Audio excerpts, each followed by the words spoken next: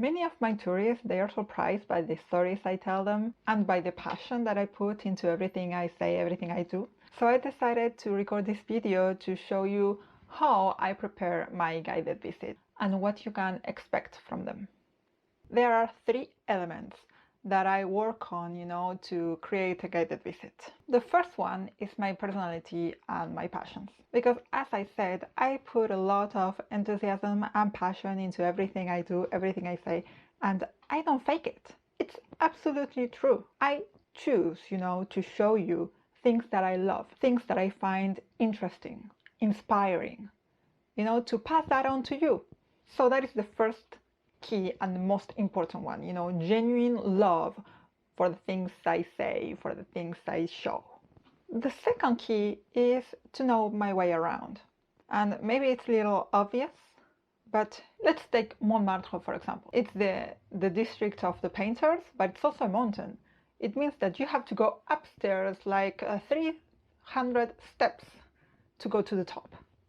Or you can go around, as a spiral. And you would be surprised of how many guides you see every day in Montmartre with lots of people with canes going up the staircase. And when I see that, it's like, what are you doing? It's the itinerary that should adapt to the group and not the other way around. That's how I work. That's why I walked for hours in the city, in the museums. I know my way around in the city, So that is the second key. I think of Paris as my office, and I know my way around. And if there is a district that I don't know, I'm gonna walk it to death until I memorize all the streets and I know my way around there too. Because I want to be able to adapt, my visits to your requests. And the third element now, it's information. I studied a lot. I read a lot. All the notes I took in the university, when I was studying history of art. Also all the books I read from the library and from my own library, because I love to buy books. All the things I hear in the conferences I go to every week or every 2 weeks maybe, about history of Paris, history of art, or a specific work of art or a certain character of history. Also the movies and TV shows that are historically accurate, they all help a lot. And of course, there's always someone that says, you don't need a guide, you can read it on Wikipedia. So actually, I do read Wikipedia to make sure that I don't say what's there.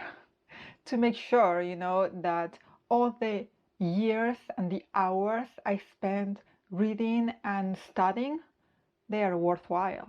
They help me to add value to my visits.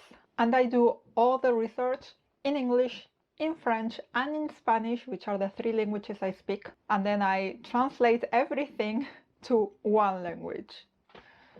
So now that I have something I love, something I know, and the information about it, it's the time to create the visit. The first thing is to choose a theme, because I don't want to just say everything I know about something, because I'm going to wear your brain out. So my visits always have a theme. For example, the Louvre visit. It's about highlights and how they became famous. Then step number 2, I design a route that, as I said, should be able to adapt to a wheelchair, to babies, to children, to whatever needs my customers may have. Because as I said, it's the visit that should adapt to the group, not the other way around. No, it's about empathy. That's the way I work anyway. And then to finish, I will research all the places, the buildings, the streets, the paintings, the statues, the works of art, or whatever I am showing. So I stick to the theme that I chose, so that way you won't be overwhelmed with lots of information and you don't know what to do with it. And at the same time, I link things and places together. So it would be easier for you to pay attention, for a longer time. Would you like to see the product of what I just said? On this page, you have a list of 7 guided visits that you can book. But if you click on I want to read more, you will go to the page of that specific visit, and you will see a free sample actually of what that visit is. So I will leave you to it. Go and click on whatever visit interests you the most, and I really hope you enjoy it.